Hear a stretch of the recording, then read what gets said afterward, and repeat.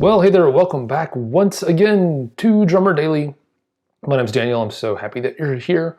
So I actually wasn't planning on recording an episode today, but I was listening to something in the car earlier and it hit me, and I just knew that if I didn't record it now, I wouldn't remember, and then I'd lose the thought. I'm pretty organized most of the time. I have a little running note that I keep on my phone that I write down ideas for podcast episodes. But this one, I just was like, man, I'll forget the point of this if I don't say it. But interestingly enough, I think this could be a really important episode for many of you listening, because I want to talk about something that is I just think it's probably the number one thing that you might come up against wherever you're at, because I know that most people who listen to this podcast, probably you included, don't necessarily live in LA or Nashville or New York or London or a few of the other handful of cities around the world that there's a larger music scene. Even though, disclaimer, I live in Nashville, and more and more of the music business, the kind of stuff that I see happening, recording and things like that, they really could happen anywhere. They don't necessarily, the location doesn't come into play as much from the recording side of things. Definitely there's in Nashville has a Broadway scene, the street Broadway, not Broadway musicals. But anyway, this is something that I know a lot of us come up against in our drumming, in our careers. And so I wanted to share a story with you because this didn't happen just now. This happened many years ago, before I even really became a full-time musician. I believe I was just out of high school. Yep, I was just out of high school, I'm remembering now. And there was this nonprofit group here close to where I lived, in a suburb of Nashville.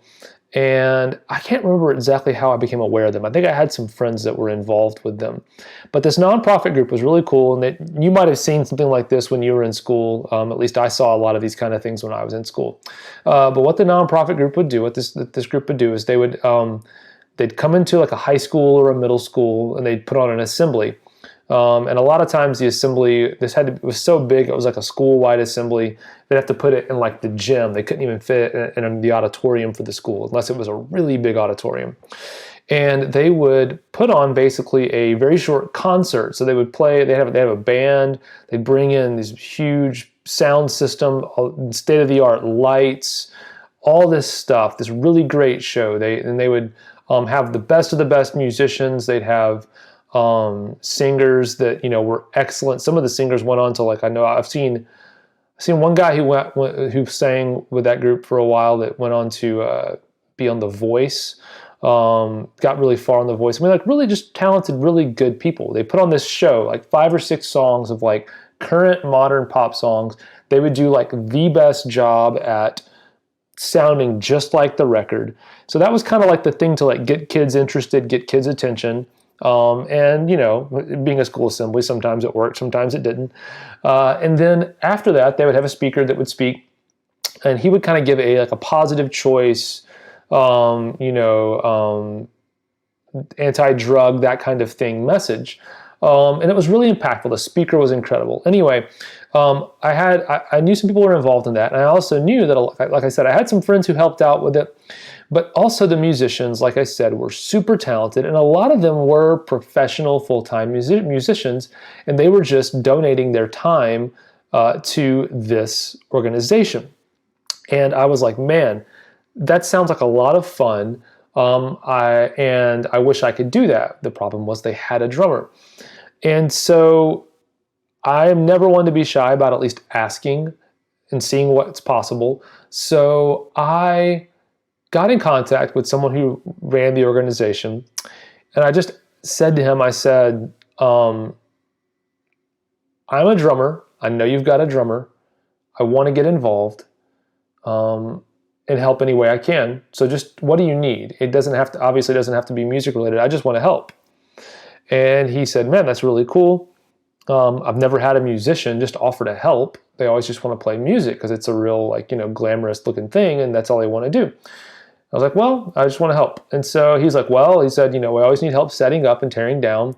And, we need someone who kind of knows their way around like musical instruments, at least to like help us, set up the sound system and maybe help the drummer get his drums set up, just things like that. And so I said, great, I'm in, let's do it. So I showed up, and for months and maybe over a year, I just showed up. It wasn't every week, but it was maybe a couple of times a month. We would, show up, we'd meet up somewhere at like 3 a.m. We had a tour bus company that had donated a tour bus.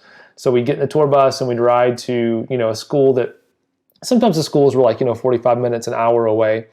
And so we'd all get on the bus and show up in a tour bus, and all the kids would get excited seeing that, and we'd do this whole thing, and I'd just work. I helped the musicians out when I could, but I was just putting my head down doing work. And eventually the drummer, I believe he fell off a skateboard or something. He was doing one of those things that I always was scared to do when I was younger, scared specifically because of playing drums. I was always scared to injure my wrists or my ankles and not be able to play, which actually had happened to me once. So I'll tell that story to you another time. But anyway, he hurt himself somehow, and they were like, well, we have to either cancel this assembly we have coming up or find somebody, and no one knows the show. No one knows this. And I was like, well, I do, and I'm a drummer. And they're like, oh yeah, you are a drummer. And I've been around for a year. I pretty much knew the show inside and out. And so they said, okay, great. Will you help me? Will you help us and play this assembly? And I said, yeah, absolutely. That's secretly what I always wanted to do anyway. So I did it, and I had the time of my life. It was so much fun, so cool. And they liked me enough that they basically, the other drummer was going to like rush back. I think he broke his collarbone, maybe is what he did. Something like that. It was like a thing that you kind of need to move a little bit to play drums. Anyway, he was going to try to rush back, like kind of really push it as far as against his doctor's orders. And they basically said to him, like, don't rush back. Daniel's got this. They weren't telling him like, don't come back. They were just saying like, you don't need to push it because Daniel's doing a good job filling in the meantime. And so I got to play, I think maybe 2 or 3 more times after that until the other drummer was fully recovered and back. And then I went right back to helping set up and tear down stuff like nothing had ever happened. And I did that for another long while. It could have been another year. It was a long time. And then eventually the drummer decided to move on to other things. A lot of the rest of the band moved on. And they immediately asked me if I would be interested in playing drums for them. But not only did they ask me to play drums for them, they said, we know you so well, we trust you so well with this. We want you to be the music director for this whole thing, which means I got to pick the rest of the band. I got to have auditions. I got to pick the songs that we were going to play to stay current with what was popular. I really got put in a really cool position. It was even better than what I originally had tried for. But the lesson of all of that, and I did that for years, and I met people that in the music business that relationships that I have to this day. The lesson from that, though, is that I approached things from a different perspective. And another way of looking at it is this. Many of you live in a city where there is probably not much of a recording industry community or a live music industry. And a lot of times we look around our environment and say, man, the opportunities are very limited. For example, there was only one of these types of gigs in front of me that I knew of, this nonprofit thing where I didn't have to quit my job.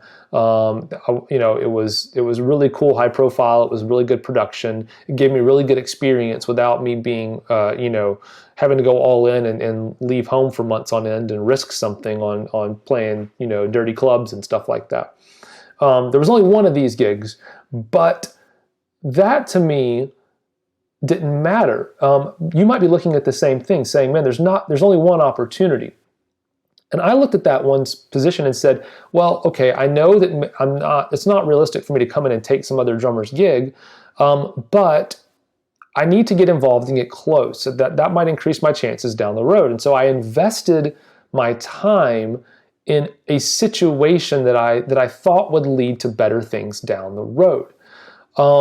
And for you, kind of a parallel, it's not exactly the same, but what I want to point out to you is this. If you live in an area where there's not much of a professional music scene, meaning you don't see a lot of gigs happening around you, whether it's recording or live or whatever it is, where you're pretty sure drummers are getting paid for what they're doing, or you just don't see that much stuff happening. If you find yourself in that situation, think about it from the other side. It means that there is opportunity for you to create the industry where you're at. And what do I mean by that? Well, think about it this way. There are a lot of things, and this goes back to my parallel of my story that I shared with you about this nonprofit group. If you go to, let's say there's tons of, maybe every town has people who play guitar, every town has people who are singer-songwriters, every town has people who like to play bass or whatever, write songs, stuff like that. If you were to go to one of these people and say, hey, I want to play drums for you. Do you need me to play drums for you? They're probably going to say, no, I don't have any gigs. I don't have any money to pay a drummer, or I don't have any recording sessions coming up. No, I don't need a drummer. And that would be the end of the conversation. But you have to start looking at what you have the ability to provide other people as the end result. So for example, you might go to a singer-songwriter and say, hey, look, I'm a drummer, but I know that right now you probably don't have much use for just a drummer, but I know you might, want to create songs or do other things. What do you need? Tell me what you need right now to do the next thing in your music career. This is you talking to someone else. Just say what do you need? And you could even say something kind of fun, if I could wave a magic wand. I'm not saying I have any kind of amazing, I don't have any connections. I just want to be able to help you if I can. If I had a magic wand and can wave it and could give you whatever you want in your music, what do you need? And they might say, well, I know I know a bass player, and he and I work together a lot, but I really just need to get these songs recorded and need to get stuff done. Well, you as the drummer might not be the only missing piece to that, but what if you as a drummer had previously invested in yourself to learn the ins and outs of recording drums, even with just a couple of mics, or mixing music a little more?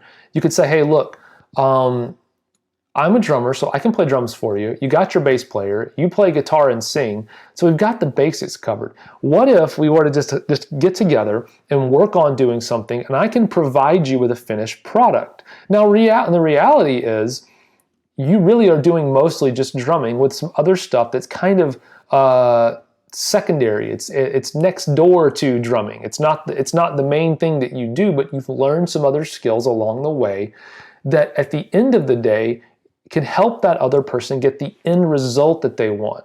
A lot of times people don't know what individual pieces they need to get the end result, or they have a specific idea.